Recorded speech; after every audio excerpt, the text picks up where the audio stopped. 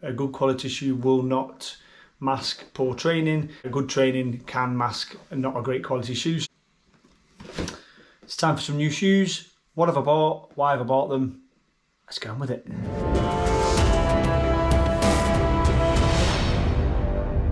So welcome back to the channel. Yes, it is that time of year where my previous shoe rotation is starting to come to the end of its lifespan.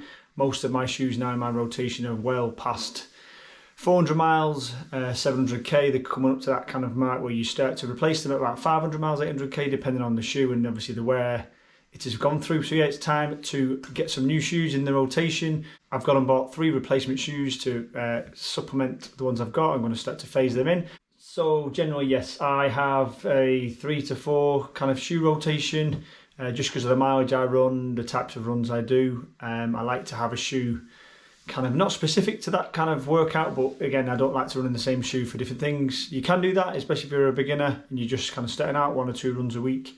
But as I progressed with my running, I started to do specific speed work, specific long runs, daily runs obviously for daily trainers, easy running, which again deliberately slower and kind of low heart rate runs. So anyone that builds a shoe rotation, I think they're beneficial in terms of different styles, different drops, different brands. It helps you to not get stuck in one shoe with one gait cycle, one type of drop and foam and height of the stack, etc. That's when maybe if you jump to a different shoe after a number of years, that's when you could potentially pick up injuries. So I am an advocate of a rotation, nothing too big. It doesn't have to be 6, 7 shoes, just 2 or 3 maybe sometimes is enough.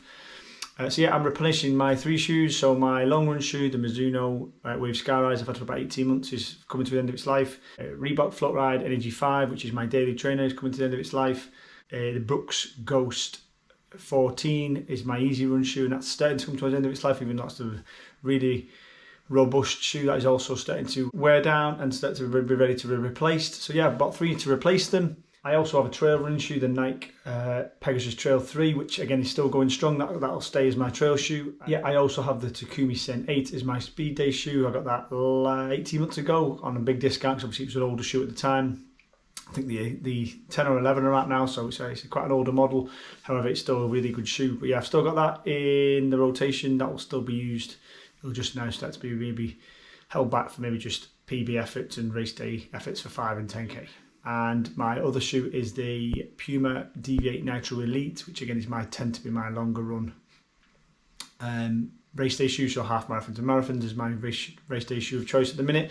So the shoes I've bought, I'll go into them now. One is going to be a speed shoe, one is going to be my replacement daily trainer, and one is going to be my replacement long run. I may go and purchase another easy day shoe, but the Brooks is going to stick around for a bit longer yet, so I might just hold off on that.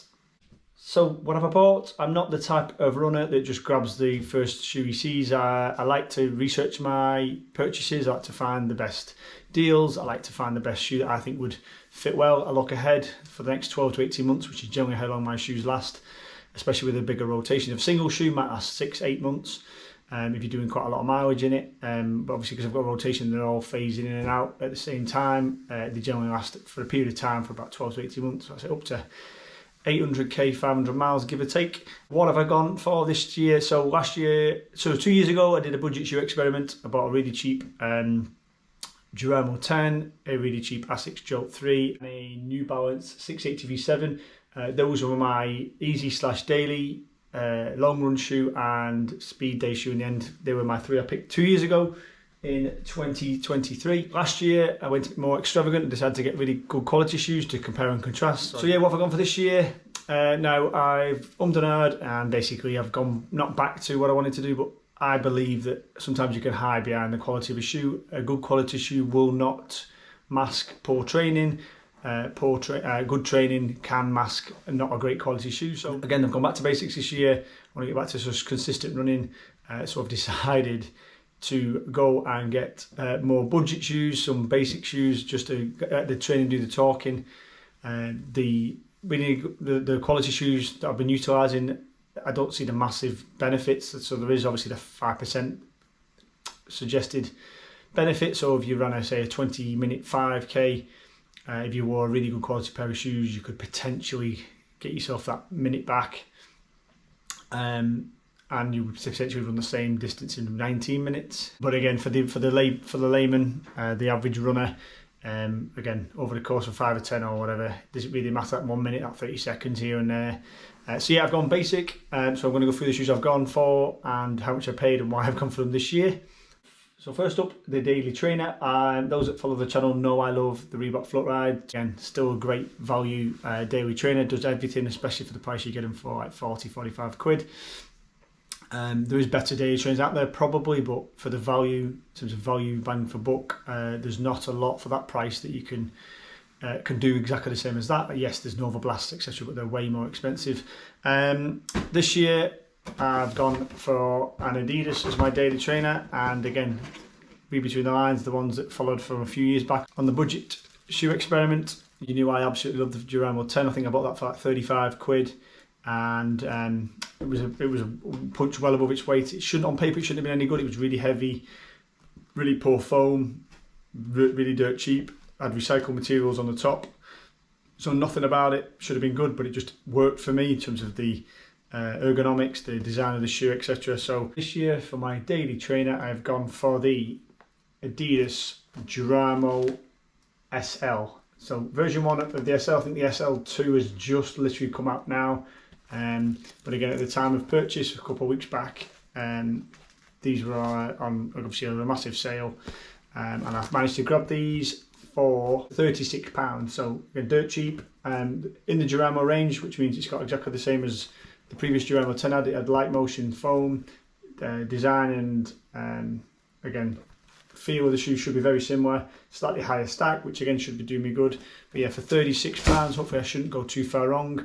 Love the Duramo. Fingers crossed the Duramo SL will do me good and will be a perfect daily trainer. But again, I'll be doing reviews as the year goes on, and we'll let you know how I get on with them. So yeah, the Duramo SL RRP'd for 55 quid, and obviously I got them on sale from Start Fitness, and I managed to grab them for 36. So yeah, all these shoes were purchased from Start Fitness. I've got no affiliation. I looked on sports shoes, I looked at local retailers, looked on high street shops, and I looked on Running Expert, Run Northwest, looked at various different outlets, but just Start Fitness had the shoes I wanted for the price I wanted, and obviously in the sizes I needed.